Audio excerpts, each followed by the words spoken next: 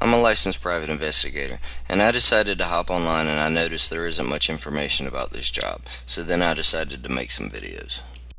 The sole purpose of these videos is to shed light on the private investigative industry and hopefully help out anyone who has hired or is looking to hire a PI. If you're one of those that's looking to hire a private investigator, you should first check out my 6-part series titled Hiring a Private Investigator. It's just 6 short videos and they're all under 3 minutes. In this video, I'm going to go over the most obvious one, cheating. Now, I classify these types of investigations in 2 categories, adultery or infidelity. Now, the difference is simple, marriage. In an infidelity case, there aren't any legal ramifications or court situations arising from this, and the results of these cases are just for the client to find out the necessary information and get the evidence. Now, adultery cases are when the couple, and from the investigative standpoint the client and subject, are married by law.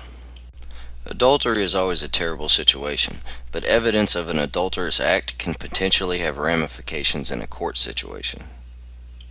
The most obvious example would be during a divorce hearing. Evidence of adultery can have an impact on the results of the divorce case. As I said before in another video, we have to obey the same laws as everybody else. Doing things like peeping into windows is not only illegal, it's weird and creepy. Unless they actually do the adulterous act in a public place, there isn't any way to catch them right in the middle of the actual act. So how do we prove it?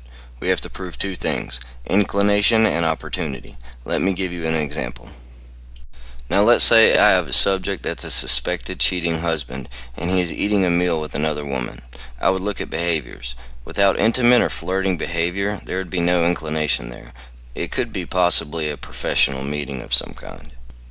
But let's say that same subject is eating a meal with another woman and the behavior is completely different. It's obviously flirtatious. They're sharing food, maybe holding hands on the table or have their legs locked underneath.